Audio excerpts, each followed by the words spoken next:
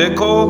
تم ایسے صاف دل لوگ ہو کہ ان لوگوں سے دوستی رکھتے ہو حالانکہ وہ تم سے دوستی نہیں رکھتے، اور تم سب کتابوں پر ایمان رکھتے ہو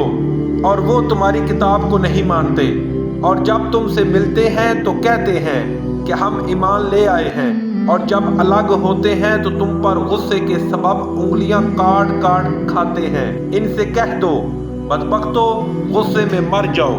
اللہ تمہارے دلوں کی باتوں سے خوب واقف ہے۔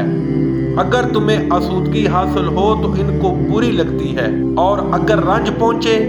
تو خوش ہوتے ہیں، اور اگر تم تکلیفوں کی برداشت اور ان سے کنارہ کشی کرتے رہو گے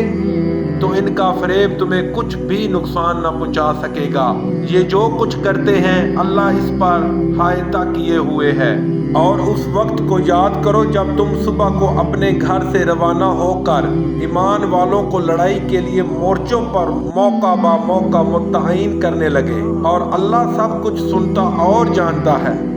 اس وقت تم میں سے دو جماعتوں نے جی چھوڑ دینا چاہا،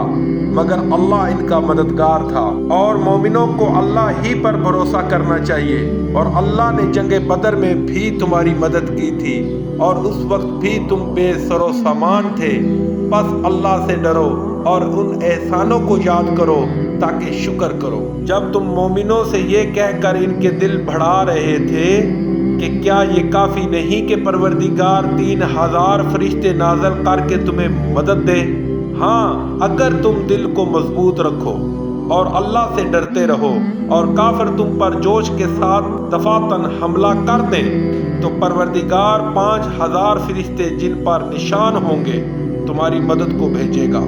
اور اس مدد کو تو اللہ نے تمہارے لیے ذریعہ بشارت بنایا، یعنی اس لیے کہ تمہارے دلوں کو اس سے تسلی حاصل ہو، ورنہ مدد تو اللہ ہی کی ہے جو غالب اور حکمت والا ہے۔ یہ اللہ نے اس لیے کہا کہ کافروں کی ایک جماعت کو ہلاک یا انہیں ذلیل و مغلوب کر دے کہ جیسے آئے تھے ویسے ہی ناکام واپس جائیں۔ اے پیغمبر صلی اللہ علیہ وسلم، اس کام میں تمہارا کچھ اختیار نہیں۔ اب دو صورتیں ہیں، یا اللہ ان کے حال پر مہربانی کرے یا انہیں عذاب دے کر یہ ظالم لوگ ہیں۔ اور جو کچھ آسمانوں میں ہے اور جو کچھ زمین میں ہے سب اللہ ہی کا ہے،